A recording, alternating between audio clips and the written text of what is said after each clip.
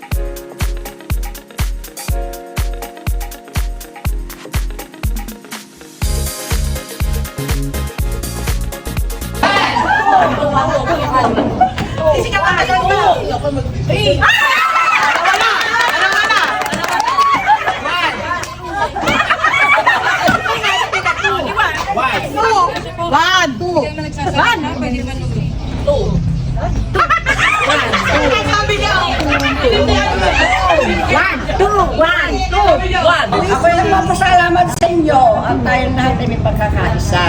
Kaya ito'y nagiging masaya tayong lahat dahil din sa inyong pagkakaisa. Salamat sa atin na nagkaisa tayong muli at sana ito ay maging parati tayo sanang magkakasama linggo-linggo na meron tayong Zumba.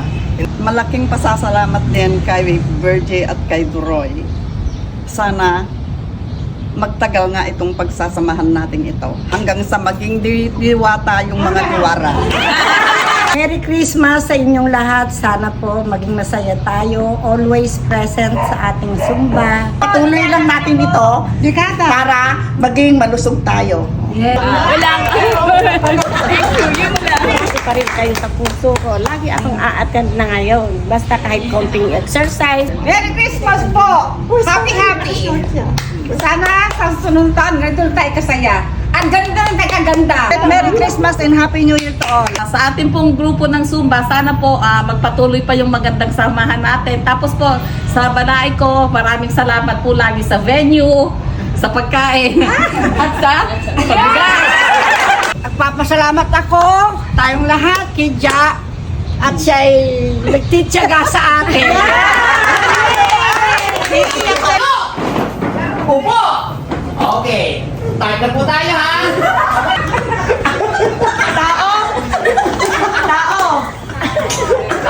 Polar.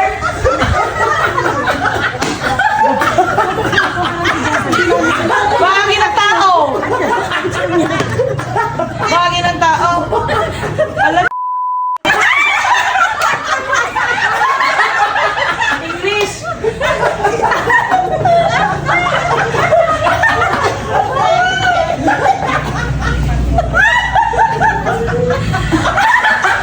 Hotdog! Jumbo hotdog! Ganda! Binibini! Tagalog! English? Beautiful! Ni-stop na nga muna yung palaro para makapag-dinner na muna. Kakain nga kami ng madomo para may lakas kami mamaya sa mga palarong bardagulan. Napakarami nga naming handa. Maraming salamat po sa nag-prepare ng mga foods at sa mga nag-effort na magdala ng mga pagkain.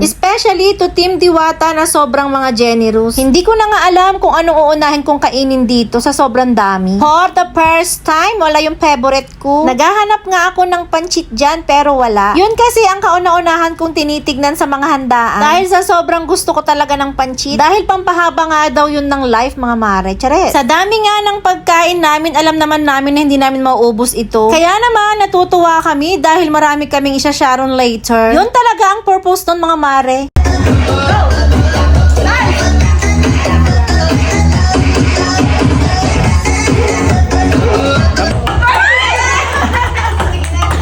Ilang beses ba?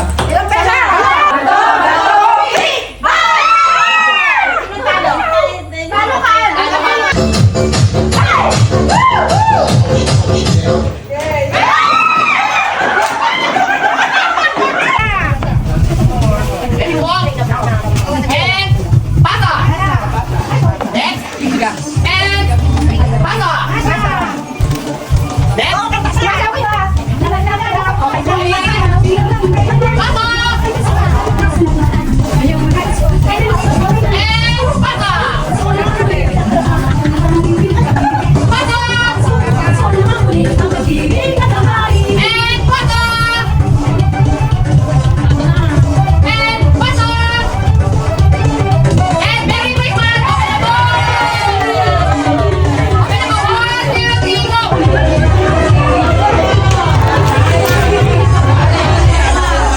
Washing machine nga yung nakuha kong regalo dyan at automatic pa. Kuha na lang muna tag-isa dito.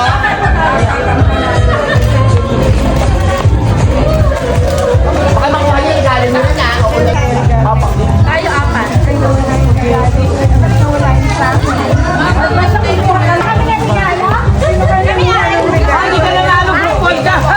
After nga ng mga pa-games ay nagbigay na ng mga pa-premyo. May kanya-kanya nga kaming bit-bit na mga pa-prize. Yung mga wala namang bit-bit ay kinash na lang. Iba nga yung prize ng nanalo sa individual at sa group. Coach wallet nga yung nakuha kong prize sa individual. May kapalit na yung coach kong maliit. Chares!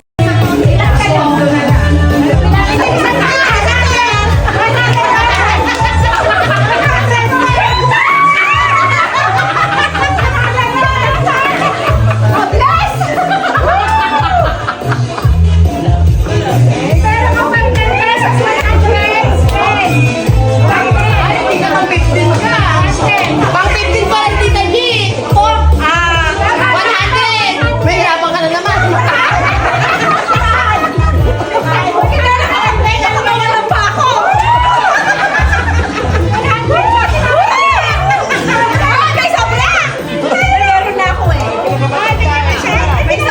May nano, may nano. Regalo ko sa inyo lahat.